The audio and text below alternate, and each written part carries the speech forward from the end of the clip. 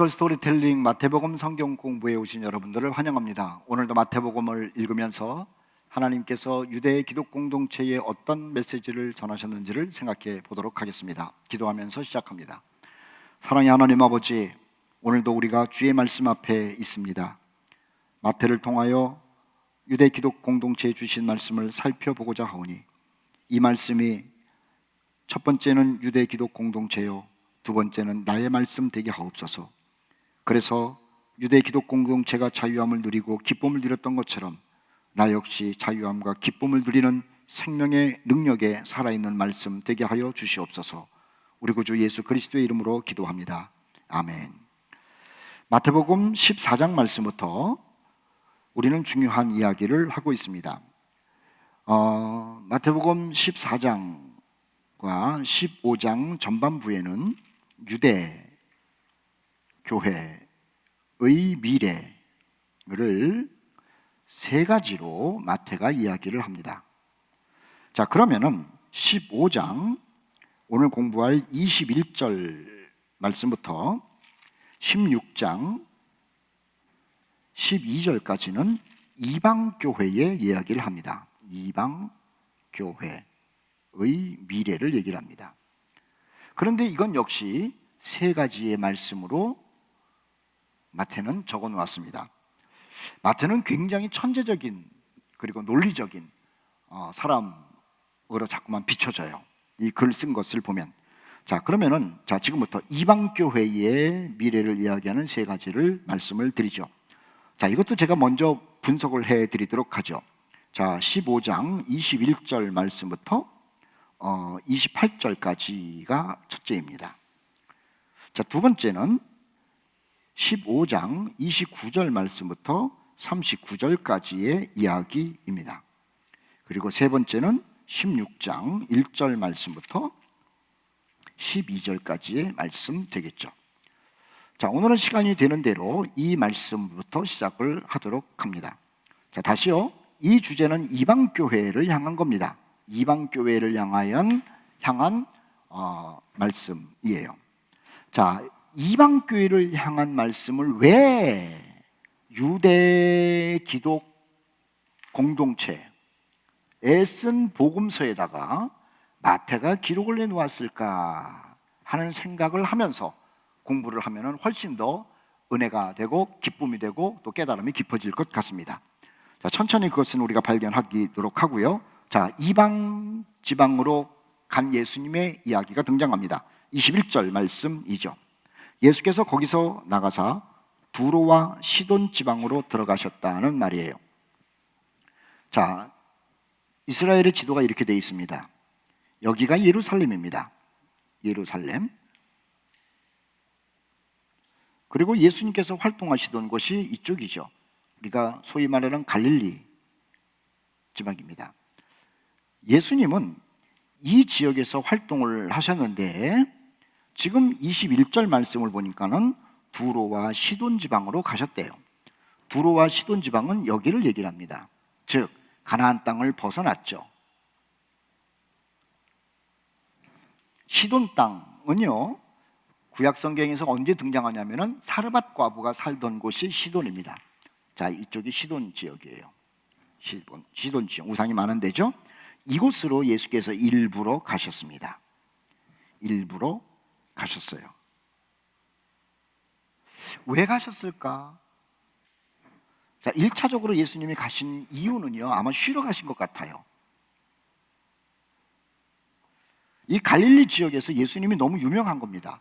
가르칠 때 오는 사람들도 많았지만은 병든 사람들, 가난한 사람들이 찾아와서 병을 고쳐달라고 하는 것도 상당히 많았고요. 그 다음에 먹을 것을 달라는 사람도 많았죠. 그래서 예수님이 이 전쟁터, 거룩한 전쟁터를 벗어난 겁니다. 자, 벗어날 때 이방 땅으로 갔다. 아이고, 다른 곳으로 지금 이번 사람이 쫓아오면 어떡합니까? 유대인들의 특징이 있죠? 이방 사람들과 거래를 안 합니다. 유대인이 이방 땅으로 가는 자체가 불길한 거예요. 그러니까는 예수님을 따르던 사람들이 병고침을 받고 싶기는 하지만 예수님이 유대인의 지경을 떠나서 이방 땅으로 갈 때 망설인 사람들이 많았겠죠. 물론 쫓아간 사람도 있었을 것 같아요. 그래서 예수님은 사람들이 쫓아오지 않는 곳으로, 자신을 알아보지 못하는 곳으로 가신 거죠. 왜요? 먼저 말씀드린 것처럼 1차적으로 쉬려고 하는 목적이 있었을 것 같기도 해요. 시끄러운 곳을 피해서. 자, 이것은 1차적인 목적이고요. 마태는 이 이야기를 예수님이 쉬러 가셨다라는 표현을 하지 않습니다. 단지 당신이 쓰는 이 마태복음 속에서 어떤 거룩한 목적이 있는 것처럼 이 글을 쓰고 있는 것이죠. 자, 우리는 마태의 입장에서 이 본문을 읽어야 하는 겁니다. 자, 예수께서 거기서 나가서 두로와 시돈 지방으로 들어가십니다. 조용한 이방 땅으로 가셨죠? 조용한 이방 땅으로 가셨어요. 그런데 여기서 무슨 일이 벌어지느냐 하면은 이게 중요하죠. 복음 사역이 벌어져요. 전도 사역이 벌어지는 거예요.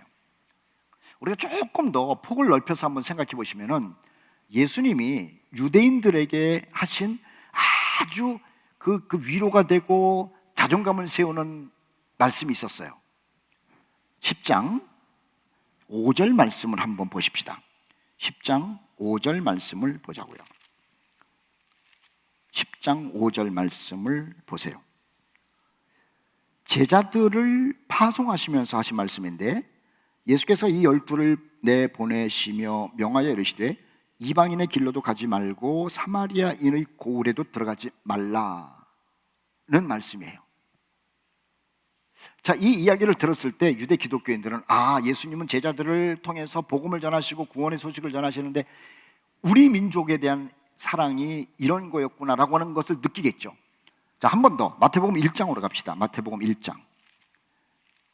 마태복음 1장, 예수님께서 이 땅에 오실 때 천사가 한 말이 유대 기독교인들에게는요 굉장히 자존감을 살리는 말이었다는 거예요. 21절이죠. 21절. 아들을 낳으리니 이름을 예수라 하라. 이는 그가 자기 백성을 그들의 죄에서 구원할 자이심이니라. 자, 마태복음 첫 장에서도 그 다음에 10장에서도 예수님의 관심은 유대인들에게 있다라고 하는 것이 노골화되고 있습니다. 그러니까는 이방 선교가 막 일어나고 있고 유대 기독교가 아주 작은 세력이었는데 그 작은 세력 유대 기독교인들이 자기 백성을 위해서 오신 예수님, 그리고 다른 땅으로는 가지 말고 유대인들을 구원하기 위해서 전도하라는 그 말씀을 읽을 때에 우리 주님께서 우리를 특별히 사랑하신다라고 하는 생각을 자연적으로 갖게 된 거죠. 자, 그런 분위기였다는 거예요. 그런데 마태복음 1장부터 28장 전체의 딱 중간 지점에 와가지고 다시 15장으로 갑니다. 15장 21절에 그 예수님이 자기 땅도 아니고 또 제자들을 보낸 그 바운더리도 아니고요, 스스로가 이방 땅을 향해서 가고 있는 내용이 나와요. 그리고 거기서 이방인을 구원해요. 자, 보십시다. 21절. 예수께서 거기서 나가서 두로와 시돈 지방으로 들어가셨죠. 그런데 거기서 무슨 사건이 벌어지느냐 하면 가나안 여자라고 하는 것은 이방인을 얘기하는 겁니다. 그 지경에서 나와서 소리질러 이르되, 자, 줄거놓으세요. 가나안. 그 다음에 또 다른 색깔로 여자 줄거놓으세요. 여자, 가나안, 그리고 여자입니다. 유대인은 이방인과 상종을 하지 않아요. 더군다나 유대인이 이방 여자와 상종을 한다고요? 말이 안 돼요. 자, 감이 잡히셨죠? 유대인은 이방인과 상종을 하지 않아요. 그런데 이방 여자하고 상종을 하고 얘기를 한다고요? 이건 정말 충격적인 얘기죠. 자, 유대 기독교인들이 마태의 이 이야기를 듣습니다. 예수가 자기 백성을 위해서 왔다고 그러는데 예수가 이방 사람을 만나고요, 이방 여자와 만나서 대화를 해요. 그리고 이방 여자를 구원해줘요. 더 나아가서 이방 여자의 믿음을 칭찬을 해요. 지금까지 복음서를 읽었던 유대 기독교인들이 이 본문에 와가지고 굉장히 충격을 받는 거예요. 물론 마태복음 8장에서 백부장의 믿음을 칭찬한 것도 있습니다만은 그거와는 더 달라요. 왜? 이방 여자라니까요. 하나가 그 지경에서 나와서 소리질러 이르되 주 다윗의 자손이여. 자, 줄 건으십시오. 예수의 소문은 이방 사람들에게까지도 희망을 주고 있었습니다. 가나안 땅, 죄송합니다. 그 유대 땅 안에서 활동하는 그 예수의 이야기가 국경선을 넘어서 다른 문화를 넘어서 이방 사람들에게도 호기심과 그리고 희망을 주고 있었더라고 하는 거예요. 그 여자가 부르지 않습니까? 주 다윗의 자손이여 나를 불쌍히 여기소서 내 딸이 흉악하게 귀신 들렸나이다. 이렇게 얘기를 해요. 23절. 자, 여기까지 21절, 22절까지 21절, 22절까지 말이에요. 유대인들이 읽었어요. 21절, 22절까지 유대인들이 읽었어요. 유대 기독교인들이. 이방 여자가 와서 예수님께 이런 얘기를 한다니까요. 예수님이 이방 여자랑 얘기를 하면 안 되는데, 이건 말이 안 되는데, 이방 여자랑 얘기한다는 게 말이 안 되는데, 대꾸 안 하시겠지. 맞습니다. 대꾸 안 하셨어요. 보세요. 23절. 예수는 한 말씀도 대답하지 않았다. 요 한 구절에 유대 기독교인 공동체 독자들이 말입니다. 맞아. 저게 맞지. 유대인인 예수님이 남자도 아니고 이방 여자랑 얘기를 할 수가 없는 거지. 맞아. 끄떡끄떡 했어요. 예수는 한 말씀도 아니하시니. 그런데 그 다음이 제자들이 하는 얘기가 이런 겁니다. 제자들이 와서 청하여 말하되 이 여자가 우리 뒤에서 소리를 지르오니 뭔가 좀 어떻게 처리를 하셔야 되지 않겠습니까? 예수님, 이방 여자랑 말하면 안 되는데 그래서 말 안 하시는 것까지는 우리가 받아들이겠습니다. 그런데 하도 저렇게 난리를 치니 어떻게 뿌리치시든지 우리가 다른 데 가든지 해야 될 것 아닙니까? 라고 예수께 문제를 수습해 달라고 제자들이 얘기를 하는 것 아닙니까? 그리고 제자들은요, 자기들이 이방 여자랑 얘기하는 게 싫은 거예요. 그리고 예수님도 이방 여자랑 얘기 안 하실 줄 아는 거예요. 유대인이니까. 24절. 제자들이 와가지고 우리는 이방 여자랑 얘기하기 싫으니까 당신이 어떻게 해주시오. 그러니까 예수님이 이 문제를 처리를 하십니다. 예수께서 대답하여 이르시되, 생각이에요. 많은 신학자들이 이제 그 얘기를 하는 겁니다. 이 이야기를 예수님이 어떻게 하셨을까? 혼자 독백하셨다는 것 같아요. 아니면 12제자만 듣도록. 야, 나는 이스라엘 집에 잃어버린 양 외에는 다른 데로 보내심을 받지 않았어. 나 저 이방 여자랑 얘기하는 거 싫어. 그리고 이방 여자랑 얘기를 하면은 나 유대인으로서 그게 어떤 전통이 맞지도 않잖아. 나는 이방인한테는 보냄을 받은 게 아니야 라고 제자들에게 쑥덕쑥덕 얘기를 하신 게 아닌가라는 해석들이 맞아요. 저도 거기에 동의를 해요. 자, 그러면은 이것을 읽고 있는 유대 기독교인들은요, 당연하지. 유대인이 또 이스라엘을 구원하시기 위해서 예수님이 이방 사람이랑 얘기 안 하고 이방 여자랑 얘기 안 하는 건 당연한 거고, 그리고 독백, 나는 이스라엘 집의 잃어버린 양 외에는 다른 데로 보내심을 받지 아니하였노라. 요 얘기를 읽으면서 유대 기독교인들이 얼마나 뿌듯했을까요? 안 그래요? 야, 마태가 쓴 이 글을 보고 예수님의 마음을 지금 본 거 아니에요. 야, 나는 자기 백성을 구하러 오셨다라고 하는 예수님, 우리를 위해서 제자들에게 일을 맡기시면서도 이방인 땅에는 가지 말라고 하시면서 우리 유대인을 사랑하시는 그 예수님을 무척이나 지금 뿌듯해하고 있었단 말이에요. 그런데 지금 15장 24절에 와서도 예수님의 얘기가 이렇게 들리는 거예요. 스스로가 한 말이, 나는 이방인에게는 보냄을 받지 않고 이스라엘 집에 잃어버린 양을 위해서 왔다. 그러니까 유대 기독교인들이 역시 예수님은 유대인 편이야. 뿌듯했을 거예요. 뿌듯했을 거예요. 뿌듯했을 거예요. 자, 그 다음에 25절. 여자가 와서 예수께 절하며 이르되 주여 저를 도우소서. 거기 동그라미 놓으실래요? 주여.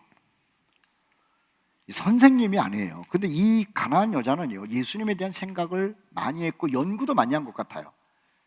이방 사람이 어떻게 예수가 다윗의 자손인 걸 알겠습니까?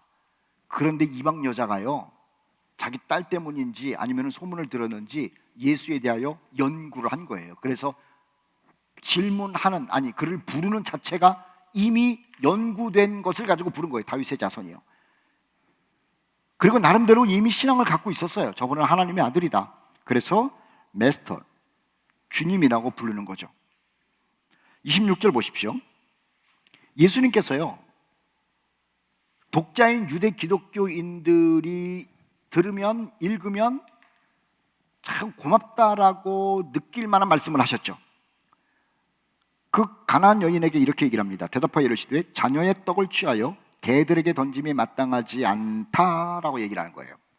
그 여자가 막 주님 도우소서 그러는데요, 야, 자녀의 떡을 취해서 개들에게 던지는 것이 마땅하지 않다. 다시 말하면은 나는 유대인을 위한 구원자다, 이런 얘기를 하는 거예요. 그러니 독자 입장에서, 유대 기독교인 독자 입장에서는 예수님 우리를 이렇게 특별히 사랑하시는구나 라고 하는 고마움이 막 느껴지는 거죠. 참고로 26절에 자녀의 떡을 취하여 개들에게 던짐이 마땅하지 않다, 이게 모든 번역에 더도 개라고 나와요.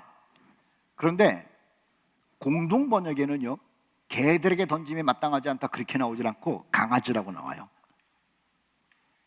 뭐 개나 강아지나 그게 그겁니다만은, 강아지 그러면 좀 느낌이 좀 다르잖아요. 강아지에게 던짐이 마땅하지 않다. 그런데 저는 이 강아지라는 표현을 더 좋아해요. 개 그러면은요, 더러운 짐승처럼 느껴지잖아요. 강아지 그러면은요, 여기 무엇인가 살짝 사랑이 묻어 있어요. 그래서 이렇게 한번 볼까요? 자녀의 떡을 강아지들에게 던짐이 마땅치 않다. 그 얘기는 뭐냐면은 버려진 존재가 아니라 내가 사랑을 하고 싶은, 사랑하는 존재라고 하는 말이 살짝 묻어 있는 것 같아요. 그래서 강아지라고 하는 표현으로 우리가 한번 이 번역을 하고 읽으면 더 좋겠다라는 생각을 하는 거죠. 자, 26절에 자녀의 떡을 취하여 개들에게, 강아지들에게 던짐이 마땅하지 않다. 예수님이요, 자신의 사역의 지경을 말한 겁니다. 사역의 지경. 다시 반복해서 얘기를 해요. 이 이야기를 읽고 있는 독자는 유대 기독교인들이에요. 예수님의 사역의 지경이 유대인이라는 거죠. 그러니까는 유대인들이 뿌듯한 거예요. 뿌듯한 거. 자, 이 이야기로 인해서 유대 기독교인들이 굉장히 자존감이 지금 살아나는 거예요. 자존감이. 왜 그럴까요? 초대교회의 왕성함은 유대 기독교회에 있지 않습니다. 어디에 있었냐면은 이방교회에 있었습니다. 유대 기독교인들은 그야말로 소수였어요. 그런데 지금 70년대 교회 상황 아니에요? 고린도에도 이방교회가 있죠. 로마에도 이방교회가 있죠. 데살로니가에도 있죠. 갈라디아에서는 많죠. 에베소에도 그냥 바울이 선교해가지고 이방교회들이 가득 차 있는데 유대인은 소수예요. 유대인. 유대 기독교. 유대 기독교는 소수예요.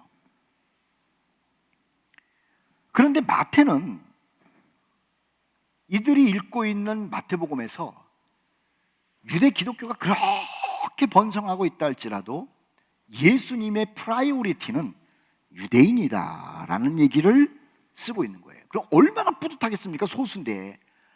굉장히 위로가 되는 거죠. 이건 엄청난 위로가 되는 거예요. 이방교회가 전 세계로 그렇게 뻗어 있다 할지라도 바울이 땅끝까지 가가지고 이방교회를 세우고 구원을 이루었다 하더라도 유대 기독교인들아, 실제로 예수님이 스스로 말하기를 나는 유대인들을 전도하는 사람이다라고 당신의 사역의 지경을 말한 거예요. 얼마나 뿌듯합니까? 자, 27절 말씀 보세요. 여자가 이르되 주여 올소이다마는, 거기서 끝나지는 않고요, 올소이다마는 개들도 강아지들도 제 주인의 상에서 떨어지는 부스러기를 먹나이다. 자, 이 이야기를 유대 기독교인들이 들었어요. 자, 예수님이 이 말을 듣고 어떤 태도를 취하실까? 그래도 나는 이방인들에게는 관심 없다, 이렇게 취하실까? 아니면은 그야말로 나는 유대인을 위한 사역을 하지만 너희들이 그렇게 원하면 너희들도 구원을 주겠다라고 하는 긍휼을 베푸실까? 고민하지 않겠어요? 그런데 예수님이 하는 얘기가 그래, 너희들에게도 내가 인심을 쓰겠다라고 하는 행동을 하시죠. 27절, 이방인이지만은 부스러기라도 달라고 그럴 때 28절에 이에 예수께서 대답하여 이르시되 여자여 네 믿음이 크도다 내 소원대로 되리라 하시니 그때부터 그의 딸이 나았다라고 하는 거예요. 예수님이 아유 그렇게까지 하는데 내가 너희들을 내치겠느냐, 그럼 너에게도 내가 너에게 구원을 베풀겠다, 이렇게 얘기를 한 거예요. 자, 여기에서 유대 기독교인들은요, 예수님이 당신들을 얼마나 특별한 존재로 생각하는지에 대하여 들었어요. 그래서 뿌듯함을 느껴요. 위축되어 있는 유대 기독 공동체가 이 사건을 통해서 뿌듯함을 느껴요. 플러스 예수님의 긍휼하심은 이방인에게도 나누어 줘요. 이방인에게 나누어 주고 나서 유대인에게 부스러기를 준 게 아니라 유대인들에게 충분히 주시고 그 다음에 이방인에게도 그 긍휼을 나누어 주는 이야기로 지금 풀어가고 있는 것이죠. 유대인들이 들을 때는요, 이거야말로 너무너무 큰 위로가 되는 것이고 자존감이 살아나는 것이고 뿌듯함이 있는 거예요. 우리는 비록 작지만 주님이 우리를 향한 사랑은 남다르다라고 하는 고마움이 여기서 싹트고 있는 것이죠. 또 하나 있습니다. 자, 그런 감사와 고마움, 위로가 있는과 동시에, 자, 그 위로 여기다 제가 이렇게 표현할게요. 위로가 있어요. 이 사건을 통해 가지고 위로. 두 번째 여기서 벌어지는 이야기는요, 자녀보다 강아지가 더 열정적이라는 거예요. 이게 재밌는 표현이죠? 지금 이 여인은요, 그야말로 개 취급받은 것 아닙니까? 얼마나 이게 심한 얘기예요. 그런데 열정은 본래의 사역의 지경이었던 유대인들보다 사역 밖에 있는 이방인이 훨씬 더 열정적이라고 하는 거예요.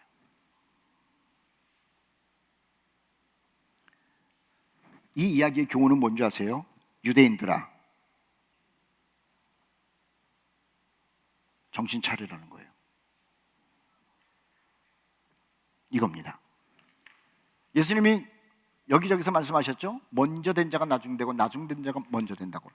유대인은 분명히 예수님의 특별한 구원의 대상이었어요. 마태복음 1장에서 나왔잖아요. 마태복음 10장에도 나왔잖아요. 그리고 여기서도 그러잖아요. 나는 이스라엘의 잃어버린 양을 위해서 왔다고 할 정도였어요. 유대인들에게는 정말 특별한 은혜가 있다고 마태는 계속 저들에게 알려주는데, 너희들은 특별한 은혜 가운데 있을지는 모르지만은 열정은 강아지 취급을 받는 이방인이 훨씬 더 열정적이다. 정신 차리라는 거예요. 특권을 받았는데 특권을 받지 못한 사람들보다도 못하면 되겠느냐라고 하는 거죠.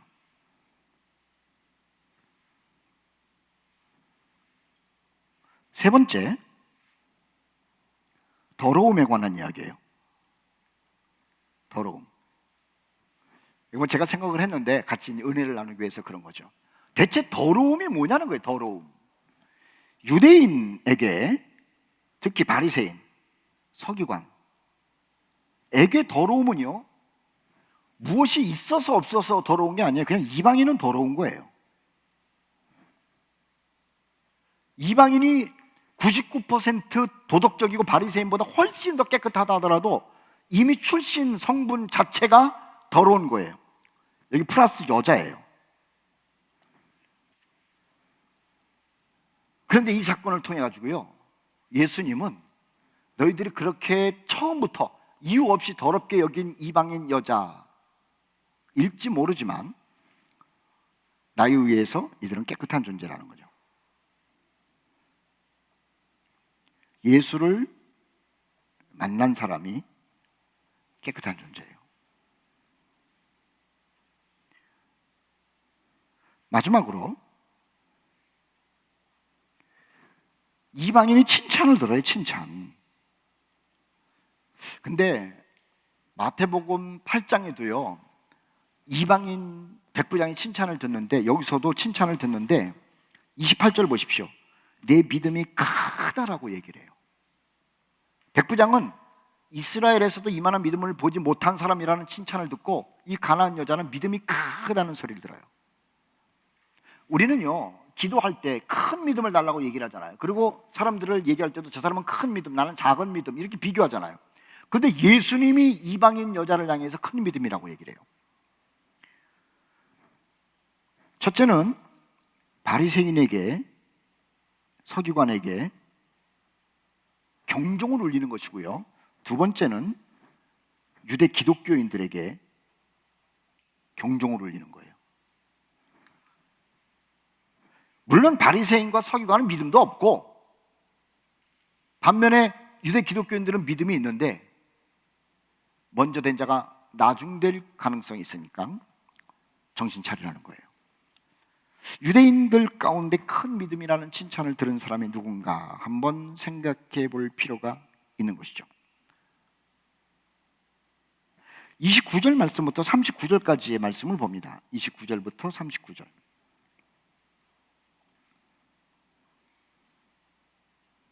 15장 29절부터 3, 이건 두 번째 이방인을 향한 말씀이에요. 자, 첫 번째 21절부터 28절까지 이방교회의 미래에 대해서 얘기를 했죠.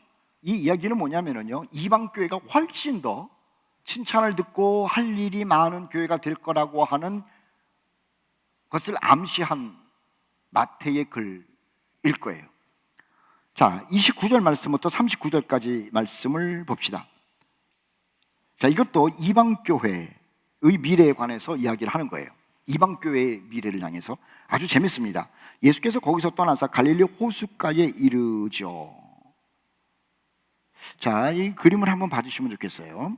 여기가 지금 베니게 지역, 베니게 지역이라고 하는 것이 두로와 시돈을 얘기를 합니다. 두로와 시돈 지역에서 활동을 하시다가 다시 예수님이 자리를 옮기셨어요. 어디로? 갈릴리로. 자, 이 갈릴리가 유대인의 지역은 맞아요. 이스라엘 땅, 유대인 지역. 그런데 갈릴리 북쪽 이쪽은요 이방인과 섞여 있는 거예요. 이방 땅과. 아마 그쪽 지역인 것 같아요. 29절 보세요. 베니게 지역을 떠나서 갈릴리 호숫가에 이르렀습니다. 그리고 산에 올라가셨대요. 동그라미. 산에 올라가셨는데 사람들이 쫓아와요. 장애인들이 산 올라가는 게 쉽습니까? 다리 아픈 사람 산에 못 올라가잖아요. 그런데 예수님은 산에 올라가 앉으셨는데 장애인들이 다리를 절매도 불구하고 등산을 해서 예수님께로 오는 장면 30절에 나와요. 큰 무리가 다리 저는 사람과 장애인과 맹인, 안 못 보는 사람이 평지 걷는 것도 어려운데 말입니다. 산으로 올라갔다는 것 아닙니까? 말 못하는 사람과 기타 여럿을 데리고 와서 예수의 발 앞에 안침에 고쳐주시니, 동그라미, 데리고 와서입니다. 데리고 와서.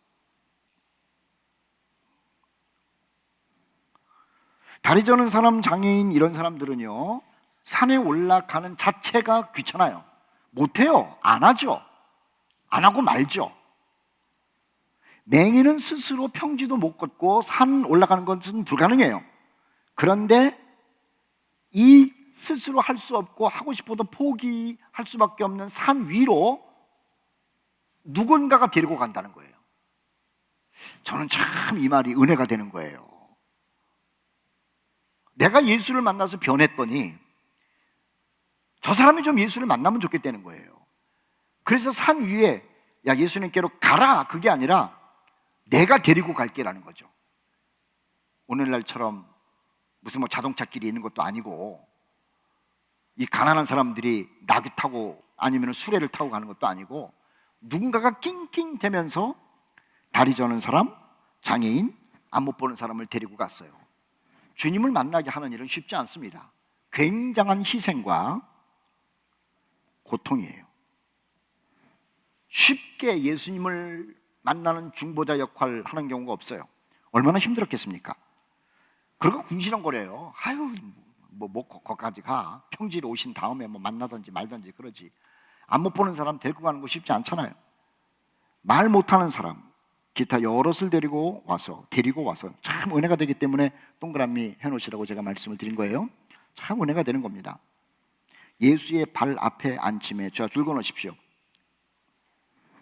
김밥을 먹는 게 아닙니다. 예수님을 만나게 하는 거예요. 우리는 사람을 교회로 데리고 오면서 말입니다, 야유회 갈 때 데리고 온다니까요. 아유, 교회 식구들이랑 우리 한라산 한번 가, 강릉 한번 가, 설악산 한번 가. 아니에요. 지금 이 갈릴리의 산에 사람들이 모인 이유는 김밥 먹고 사치기 사파포 이거 하려고 온 게 아니에요. 어떤 즐거움과 유머 때문에 온 게 아니에요. 예수님을 만나도록 데리고 왔다는 거예요. 우리는 여러 가지 방법을 통해 가지고 전도를 합니다만은 사실은요, 교회 가서 예수님 만나라고 하는 것이 가장 효과적이에요. 자, 보십시오. 예수의 발 앞에 앉힘에 예수께서 고쳐주시죠. 말 못하는 사람이 말하고 장애인이 온전하게 되고 다리 저는 사람이 걸으며 맹인이 보는 것을 무리가 보고 놀랍게 여겨. 와, 내가 데리고 왔지만 진짜 고쳐지네. 진짜 저 사람이 말을 하네. 저 사람이 온전히 걷네. 저 사람이 앞을 보네. 그리고 놀랍게 여기면서요, 무리가 보고 놀랍게 여겨. 자, 무리 동그라미. 자, 무리들이 놀랍게 여기면서 하는 표현이 있습니다. 이스라엘이 하나님께 영광을 돌렸다. 지렁이 표시로 이스라엘이 하나님께 영광을 돌렸다. 여기에 이 이야기가 이방 사람들과 예수님과의 만남 이야기라는 거예요. 저들이 와, 저 유대인 이스라엘 사람이 병을 고쳤네, 장애인을 고쳤네, 눈뜨게 했네, 말하게 했네. 와, 이스라엘의 하나님이네, 위대하네, 이렇게 얘기를 한 거예요. 그러니까 앞에서 금방 31절 중간에 무리라고 하는 것은 왜 동그라미 치라 그러느냐, 이방인들이라는 거예요. 마태는 가나안 여인 이방 이야기를 지금 꺼내놨어요. 그 다음에 두 번째 이야기에도 갈릴리 호수, 그러니까는 이스라엘 사람들이 모인 것 같지 아니에요. 31절에 갈릴리 호수에 모인 병자들, 그리고 데리고 온 사람들, 그리고 구경한 사람들이 누구냐, 이방인이라는 것을 증거를 31절 끝에 써놓은 거예요. 무리들이 자기네들의 신을 찬양한 것이 아니고 타자의 신을 찬양해요. 이스라엘의 하나님께 영광을 돌려요. 그래서 이방인이라고 하는 힌트를 여기서 정확하게 얻을 수가 있는 것이죠. 자, 그들과 함께 예수께서 하신 일이 있습니다. 32절, 예수께서 제자들을 불러 이르시되 내가 무리를 불쌍히 여기노라. 줄 그어놓으세요. 예수께서 무리를 불쌍히 여기신대요. 왜 불쌍히 여기느냐? 병 고친 사람이 받지 못한 사람이 있어서 다 눈 떴는데 어떤 사람은 여전히 장님이라서 뭐 이런 게 아니고 배가 고픈 게 불쌍히 보이달라는 거죠. 이 무리를 불쌍히 여기노라. 그들이 나와 함께 있은 지가 이미 사흘임에 먹을 것이 없도다. 오메, 3일 동안 예수님과 그 산에서 있었다는 거예요. 3일 동안. 근데 얼마나 큰 은혜를 받았는지 먹지도 못했대네. 아마 먹을 것을 갖고 왔겠죠. 그런데 이렇게 오래 있을 줄은 모르고 한 끼 정도나 두 끼 정도를 갖고 왔는데 그거 먹고 이제는 먹을 게 없었다는 거예요. 그래서 오래되니까는 먹을 것이 없으니까는 예수께서 아이고 안 됐네, 이렇게 오래 있을 줄 모르고 그냥 조금만 갖고 와가지고 그거 먹고 때웠는데 참 안 됐네, 얼마나 배가 고플까, 그 마음이 드신 거예요. 길에서 기진할까 하여 굶겨 보내지 못하겠노라. 예수님의 마음이 이거예요. 마태복음 6장 말씀에 보면 그러죠. 먹을 것, 마실 것, 입을 것 걱정하지 말라. 너희 아버지께서 다 아시느니라. 여기서 그러잖아요. 지금 예수님과 3일 동안 있으니까는 예수님이 모른 척하지 않았다는 거예요. 아셨다는 거예요. 배가 고프겠구나. 이게 주님의 마음이라는 거죠. 그러니까 주님은 알고 먹을 걸 주려고 그러는데 우리는 마치 먹을 것을 안 줄 것처럼 먹을 것 주세요, 마실 것 주세요, 입을 것 주세요 그러고 있으니까는 참 얼마나 답답하겠냐는 거예요. 그러니까 예수께서 말씀하신 겁니다. 아버지께서 아시느니라. 나도 안다. 그러면서 제자들에게 우리가 먹을 걸 줘야 되지 않겠나. 예수님이 걱정하고 있다니까요. 성도 여러분, 우리가 살아가는데 필요한 것들이 있어요. 급해요. 그 필요한 것들이 아주 그냥 굉장히 강하게 느껴져요. 그런데 주님의 음성을 들어보자고요. 아버지가 아신대요. 이 사람들이 지금 제일 필요한 게 뭘까요? 먹을 거예요. 근데 말도 못하고 있는데 예수님이 미리 말하는 겁니다. 저 사람들 배고프겠다.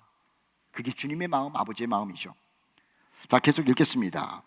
32절 중간에 길에서 기진할까요? 굶겨 보내지 못하겠노라. 줄 끊으십시오. 주님은 절대로 배고픈 사람, 목마른 사람을 그냥 보내지 않습니다. 그게 주님의 마음, 하나님의 마음이에요. 33절 제자들이 이르되, 이 제자들, 아이고 아직도 믿음이 없네. 광야에 있어 우리가 어디서 이런 무리가 배부를 만큼 떡을 먹으리까? 아니, 가르치고 병 고쳐줬으면 고마운 줄 알고 그냥 가면 되는데 갈 줄 알았죠.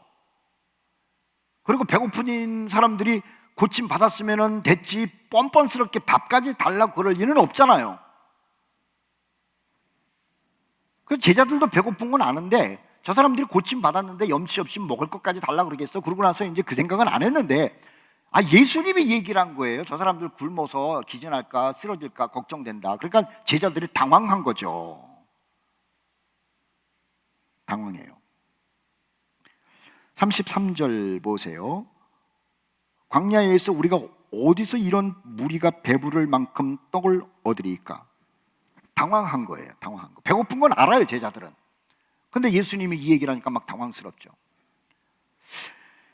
오병이어 사건이 있을 겁니다. 오병이어. 보리떡 5개랑 물고기 2마리를 가지고 남자만 5,000명을 먹인 사건이 있어요. 자, 이 사건이 얼마 전에 경험을 했던 사건인데 그때도 놀랐어요. 근데 그때는 그때고 똑같은 상황이 와도 여전히 믿음 없는 건 동일해요. 여전히 걱정하는 건 동일해요. 이 말이 무슨 말인 줄 아세요? 어제의 은혜가 오늘을 지탱하지 못합니다. 오늘의 은혜가 내일을 지탱하지 못하는 거예요.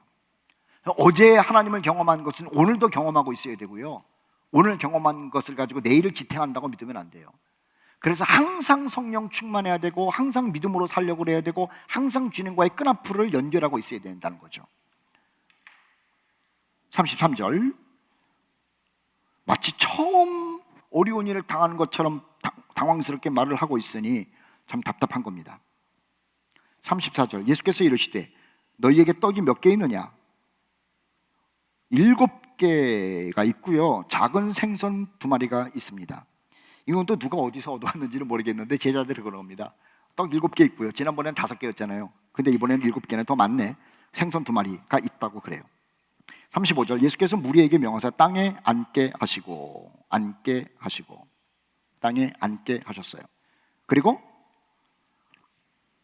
36절에 떡 7개와 그 생선을 가지고 축사하시고 떼어 제자들에게 주시니 제자들이 무리에게 줬습니다. 자, 다시 보시죠. 어디를 보시냐면 29절 말씀, 산에 올라갔어요. 산에 올라갔어요. 산에 올라가서 산. 자, 이 그림을 보세요. 산에 올라갔어요. 산 올라가는 게 쉽지 않죠?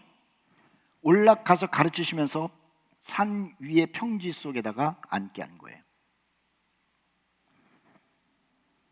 35절 그거죠? 산 위의 평지 속에 땅에 앉게 하신 거예요. 그리고 축사하셨어요. 37절 다 배불리, 동그라미 놓으십시오. 다 배불리 먹었습니다. 주님이 손대는 데는 부족함, 아쉬움이 없어요. 배불러요. 오병이어도 똑같아요. 남은 조각이 7광줄이네. 이번에는 동그라미. 38절 먹은 자는 여자와 어린이 외에 4,000명입니다. 지난번에는 여자와 어린이 빼고 5,000명인데 이번에는 4,000명이에요. 아무튼 많은 숫자죠. 그리고 7광주리가 남았다는 거예요. 지난번에 사람들이랑 숫자가 별로 차이가 안 나는 건데 지난번에 사람들은 그냥 막 먹고 흘린 게 너무 많았는데 이번에는 이방인이라서 그냥 악착같이 먹어가지고 12광주리가 아니라 7광주리가 남았나? 남기지 않고 먹고. 그래서 38절 먹은 자는 여자와 어린이 외에 4,000명인데요 예수께서 무리를 흩어 보내시고 내려오셔가지고 배에 타고 마가단 지경으로 가십니다.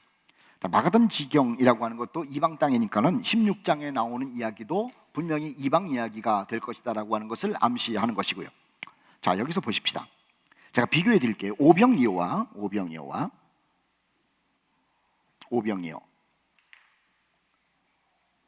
여기는 칠병이어예요. 그렇죠? 어떤 사람은 오병이어와 칠병이어가 같은 이야기라고 얘기를 하는 사람이 있어요. 전혀 다른 얘기예요. 오병이어는 유대인들 사회 속에서, 칠병이어는 이방인들 사회 속에서요. 아까 말씀하지 않았습니까? 31절에 이스라엘이 하나님께 영광을 돌렸다라는 이야기죠. 자, 29절 동그라미 쳤죠? 산이에요. 그런데 앞에 구절을 한번 보세요. 14장 15절 오병이어 사건이에요. 15절 저녁이 되매 제자들이 나와 이르되 이곳은 어디? 빈들이에요. 여기는 빈들, 여기는 산이에요. 달라요. 그래서 이 산 꼭대기의 평지를 찾아가지고 앉으라 그런 것이죠. 여기 참 재밌는 게 있습니다. 재밌는 게 있어요. 37절 말씀을 보면 오병이어는 몇 광주리를 남겼죠? 12광주리. 자, 12광주리가 의미하는 것이 무엇인지 기억나세요? 12지파를 얘기를 해요. 그래서 예수께서 이 복음을 가지고 이스라엘의 12지파, 이스라엘의 모든 지파에게 복음을 전해서 구원의 길을 열어주셨다라고 하는 것을 얘기를 해요. 이스라엘의 완전을 얘기를 할 때는 12지파예요. 그런데 이방인을 대상으로 해가지고 복음을 전하고 칠병이어로 먹인 다음에는요 7광주리예요. 7광주리. 눈치 빠른 분은 벌써 생각하셨죠? 7이라고 하는 것은 완전이에요. 이것은 우주적 완전을 얘기를 해요. 즉 이방인 온 땅에까지도 복음이 미친다는 거예요.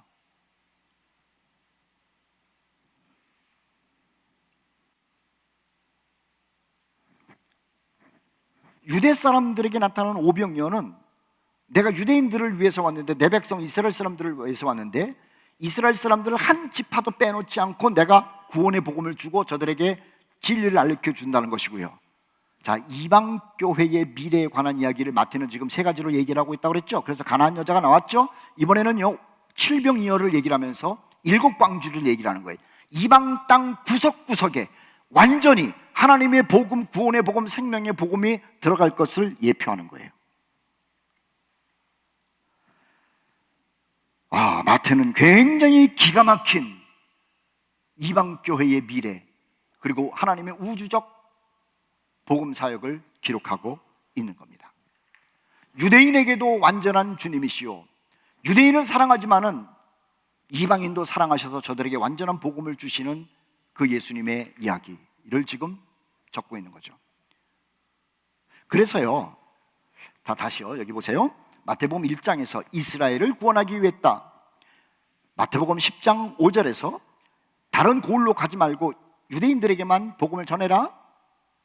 그런데 여기 와가지고 스스로가 이방 땅으로 가시더니 마태복음 28장 가서 뭐라 그러죠? 온 족속에게 복음을 전하라고 그래요.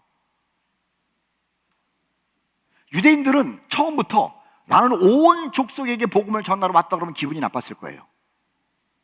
그런데 유대인들이 마태복음을 펼쳤을 때 나는 이스라엘을 죄에서 구원하기 위해서 왔다라는 말로 예수님이 저들에게 자존감을 세워주고요, 12명을 파송할 때에도 다른 지역으로 가지 말고 이방 사람들에게 가지 말고 이스라엘 사람들에게만 가라고 그러면서 자존감을 세워주고요, 가나안 이야기를 통해 가지고 나는 이스라엘의 잃어버린 자들을 찾으러 왔을 뿐이다 라고 얘기를 하시면서 자존감을 세우더니 하도 졸라대니까 예수님이 삐쭉 조금 덤으로써의 구원의 복음을 선물로 주는 척하더니, 그 다음에 여기에서는요 마태가 예수님의 사건을 통해 가지고 기가 막힌 암시를 하는 거예요.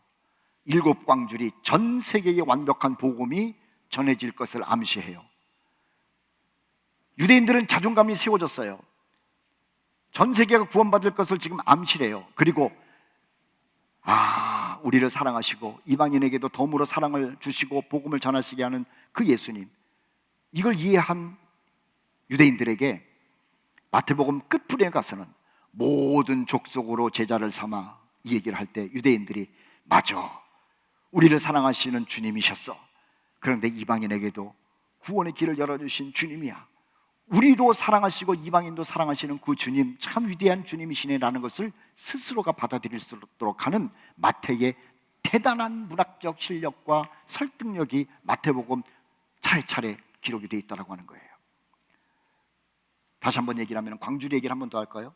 12광주리, 유대인들이 예수님의 죽음 가운데 참여하는 성찬식의 의미가 있다면요, 7광주리, 이 복음을 들은 만민들이 유대인이건 아니건 모든 이방인들이건 간에 성찬식에 참여한다는 암시가 여기에 포함되어 있다고 하는 겁니다.